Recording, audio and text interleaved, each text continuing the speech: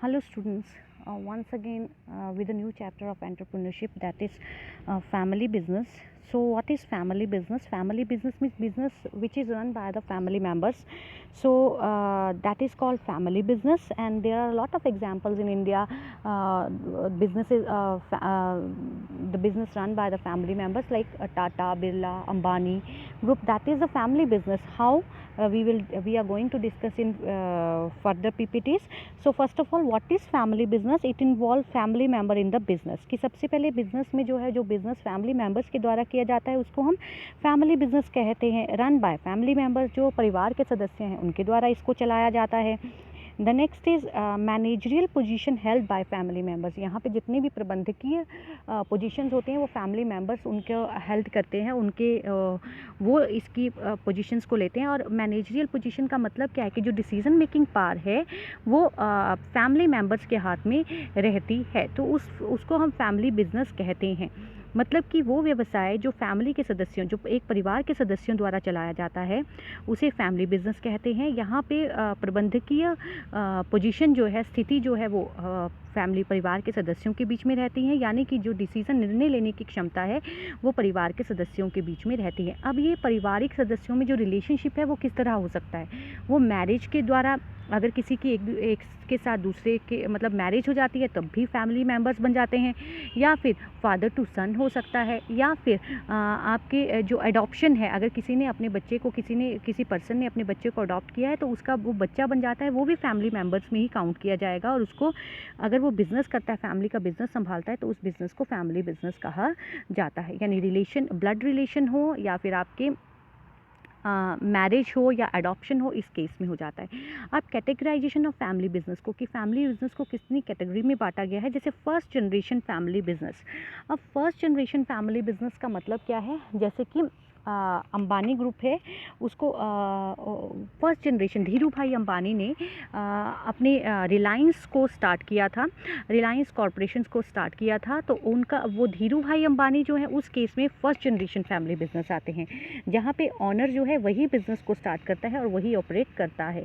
अब second generation family business क्या है? सेकेंड जनरेशन फैमिली बिजनेस का मतलब है कि अब दो जनरेशन मिलके उनकी सेकेंड जनरेशन आ गई है, वो फैमिली बिजनेस को रन करते हैं, यानी कि उनके बच्चे जो हैं आगे, जैसे धीरू भाई अंबानी के बच्चे मुकेश अंबानी और अनिल अंबानी। उसी तरह थर्ड जनरेशन फैमिली बिजनेस क्या है कि अब business known as third and subsequent generation और cousin business when children of the siblings take ownership and management position.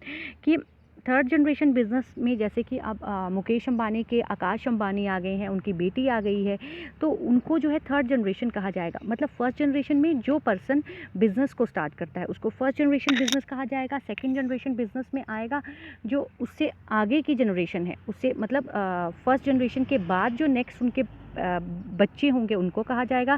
Third generation में जो फर्स्ट जनरेशन के ग्रैंड चिल्ड्रंस आएंगे उनको जो है थर्ड जनरेशन फैमिली बिजनेस कहा जाएगा। अब इसकी कैरेक्टरिस्टिक्स क्या होती हैं? कैरेक्टरिस्टिक्स हैं, first is based on own funds. की यहाँ पे जितने भी फंड्स हैं, जितने भी पैसे हैं वो खुद के लगाए जाते हैं, क्योंकि मेन इंटेंशन जो है, मेन फैमिली बिजनेस की जो इंटेंशन रहती है वो अपने कंट्रोल को, नियंत्रण को डिल्यूट नहीं करना है, दूसरों को नहीं बांटना है। तो ये इंटरनल आंतरिक फैमिली रिसोर्सेज का ही प्रयोग करते हैं, तो ये अपने फंड्स पे बेस्ड होते हैं।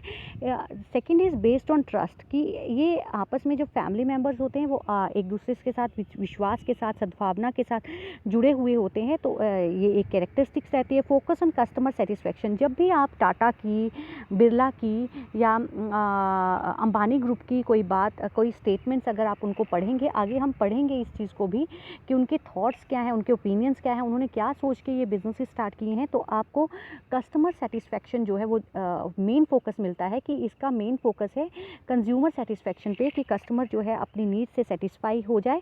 हाई लेवल मोटिवेशन, की लोगों में बहुत ऊंचे स्तर की मोटिवेशन जो है, प्रेरणा जो है वो बनी रहती है। ट्रांसपेरेंसी, इस बिज़नेस में बड़े हाई स्टैंडर्ड पे ट्रांसपेरेंसी जो है फैमिली बिजनेस में रहती है कि यहाँ एक दूसरे को धोखाधड़ी की बात कम आती है। जब फैमिली मेम्बर्स होते हैं तो धोखे की बात कम आती है, क्योंकि आपको पता है कि आपका ही बिजनेस है, आपने ही कंट्रोल करना है, आपने ही पैसा कमाना है, तो पारदर्शिता यहाँ बनी रहती है।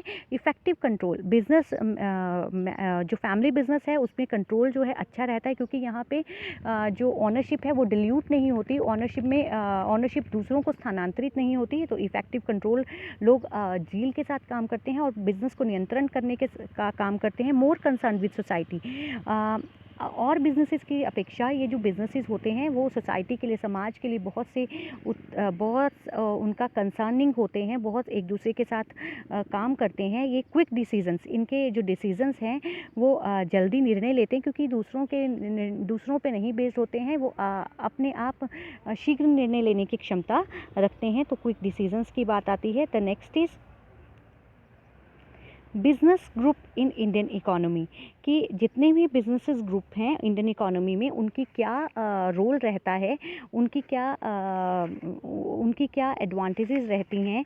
तो सबसे पहले जैसे है इकोनॉमिक डेवलपमेंट। डेफिनेटली जब भी बिजनेस ग्रुप या फैमिली बिजनेस स्टार्ट किए जाते हैं तो इनमें आर्थिक डेवलपमेंट की, आर्थिक वृद्धि की संभावनाएं बहुत ज़्यादा रहती हैं, क्योंकि ये जितनी भी कॉरपोरेशन स्थापित की जाती हैं तो वो रिसोर्सेज को यूज़ करते हैं। बहुत सी जो हमारी आर्थिक क्षेत्र में कमियां होती हैं, जैसे बेरोजगारी की समस्या है, उसको दूर किया जाता है। हमारे रिसोर्सेज को अच्छे से यूज़ करके इकोनॉमी को डेवलप करने की बात की जाती है, कि जहाँ पे ज़्यादा से ज़्यादा एम्प्लॉयमेंट होगा तो वो ऑब्वियसली वो फैमिली, वो बिज़नेस अपने आप ही डेवलप हो जाएंगे। तो इस तरह से इंडस्ट्रियलाइजेशन को बढ़ावा दिया जाता है। इंडस्ट्रियलाइजेशन यानी जब ज़्यादा से ज़्यादा उद्योग स्थापित किए जाएंगे तो डेफिनेटली आपकी जीडीपी में उसका रोल ज़्यादा रहेगा। और ये जो बड़ी बड़ी कॉरपोरेशंस होती हैं, बड़े बड़े बिजनेसेस होते हैं, ये रिसर्च एंड डेवलपमेंट पे भी बहुत से पैसे खर्च करते हैं। तो इस तरह से स्मॉल बिजनेसेस को आगे बढ़ाने में भी महत्वपूर्ण भूमिका अदा करते हैं। इसी तरह एम्प्लॉयमेंट जनरेशन, मैंने आपको पहले ही बताया कि ये एम्प्लॉयमेंट जनरेशन के लिए, कि बेरोजगारी की समस्या को दूर करना, जितने भी इंडस्ट्री स्थापित की जाएंगी वहाँ पर स्किल अनस्किल लेबर्स की बहुत सी ज़रूरत पड़ेगी, तो ये बेरोजगारी की समस्याओं को दूर करते हैं। इसी तरह ये सोर्सेज ऑफ फॉरेन एक्सचेंज, कि ये फॉरेन एक्सचेंज को अगर ज़्यादा से ज़्यादा एक्सपोर्ट, अगर आप अच्छी क्वालिटी की गुड्स को बनाते हैं तो डेफिनेटली आपकी अच्छी क्वालिटी की गुड्स जो हैं उनमें उनकी डिमांड जो है वर्ल्ड वाइड रहती है, तो वो आपके लिए एक सोर्स बन जाता है फॉरेन एक्सचेंज के लिए। कि आपके पास जैसे कि टाटा कंसल्टेंसी सर्विसेज जो हैं और इन्फोसिस जो हैं वो इंडियन कंपनीज़ हैं, और इनकी डिमांड जो है, आपको पता है कि हमारे IT सेक्टर्स जो है उनकी डिमांड जो है फ़ॉरेन में भी बहुत ज़्यादा रहती है। तो फ़ॉरेन एक्सचेंज का ये विदेशी मुद्रा का एक भंडार, एक संसाधन बन जाता है। फिर है फिलैंथ्रोपी। तो इसमें क्या रहता है कि फिलैंथ्रोपी का मतलब होता है कि ये जन कल्याण के लिए भी बहुत से कार्य करते हैं। जैसे कि आपने देखा होगा कि रिलायंस हॉस्पिटल खोला गया है, या रिलायंस हॉस्पिटल खोला गया है, या फिर रिलायंस वालों ने बहुत से स्कूल्स खोले हैं, बहुत सी वो CSR पे अपना पैसा खर्च करते हैं। तो ये ऐसा रहता है लोअर कॉस्ट। तो आपस में फैमिली मेम्बर्स में कोई कॉन्फ्लिक्ट्स नहीं रहते हैं, और वो अपने शेयर्स ऑफ प्रॉफिट को भी सेक्रीफाइस करने के लिए तैयार रहते हैं। तो इसी तरह वो हमारा प्रोडक्ट की कॉस्ट जो है वो कम आती है। एनकरेज कैपिटल फॉर्मेशन का मतलब है कि ये पब्लिक से पैसा निकाल के, जैसे हम लोग ये रिलायंस इंश्योरेंस में बहुत से पैसे मतलब हमने ले रखी हैं, तो हमारा पैसा है, उस पैसे को वो यूज़ करते हैं। 10 सालों तक उन्होंने हमारे पैसे को यूज़ किया, उसके बाद हमें वो कुछ ऐड करके, कुछ ऐड ऑन करके हमारे अमाउंट में हमें पैसा वापस कर देंगे। तो कैपिटल फॉर्मेशन मतलब पब्लिक मनी को वो अपने से लेते हैं, और इस तरह से कैपिटल फॉर्मेशन रहती है। वेल्थ क्रिएशन का मतलब है कि बहुत सी ये बिज़नेस ग्रुप जो होते हैं, creation of goods and services हैं, तो उससे वेल्थ को, उससे जो शेयर होल्डर की वैल्यू है उसको बढ़ाने की कोशिश करते हैं।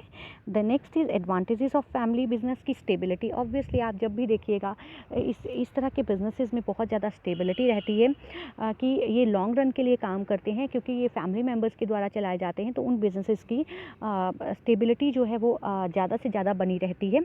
अब आपने लास्ट ईयर जो है कैफ़े कॉफ़ी डे का एग्जांपल दिया होगा कि एक पर्सन था, नाम तो मुझे याद नहीं आ रहा, उनका सिद्धार्थ थे शायद, तो उन्होंने सुसाइड किया था। कैफ़े कॉफ़ी डे के मालिक थे, क्योंकि उनका वो थोड़ा डेट में आ गए थे, लेकिन अब उनका इतना ज़्यादा बिज़नेस एक्सपैंड किया हुआ है कि अब उनकी वाइफ और उनका बच्चा जो है उस बिज़नेस को संभाल रहा है। तो स्टेबल लाइफ है, चाहे उसको जो जितने डेट में आए हैं उसको गवर्नमेंट जो है कवर अप करे, उसको गवर्नमेंट जो है उनको फाइनेंस प्रोवाइड करे, तो स्टेबिलिटी रहती है। इसी तरह कमिटमेंट भी, कमिटमेंट मतलब कि अगर किसी ने बिज़नेस स्टार्ट किया है तो वो कमिटेड होते हैं कि इस बिज़नेस को हम एक्सपैंड करेंगे। दे आर नॉट एज्यूमिंग कि हम बिज़नेस को ख़त्म करके आगे कुछ और स्टार्ट करेंगे। तो family members are committed to each other, और वो इस बिज़नेस को आगे बढ़ाने की कोशिश करते हैं। कॉमन वैल्यूज़ कि हर फैमिली मेम्बर्स की जो वैल्यूज़ हैं वो कुछ ना कुछ बिलीव को, कुछ एथिक्स को लेके बिज़नेस में आते हैं, और उस एथिक्स को लेके ही वो काम करते हैं। एक दूसरे के प्रति वो लॉयल रहते हैं। बेनिफिट्स ऑफ बेटर अंडरस्टैंडिंग कि एक दूसरे के साथ उनके परस्पर संबंध, परस्पर उनका रिलेशनशिप, परस्पर उनकी वैल्यूज़ जो हैं वो ज़्यादा होती हैं, तो उससे उनको बेनिफिट मिलता है। बेनिफिट ऑफ इनफॉर्मल ट्रेनिंग, इस तरह के लोग जो हैं वो ऑलरेडी काफ़ी ज़्यादा अनौपचारिक रूप से ट्रेनिंग लिए होते हैं, क्योंकि उनको घर से ही इस तरह की ट्रेनिंग्स दी जाती हैं कि किस तरह आप बिज़नेस को आगे डेवलप करेंगे। तो इस तरह से ये आपका फैमिली बिज़नेस था। Hopefully you will prepare notes for that. Thank you so much for watching this video. Thank you so much.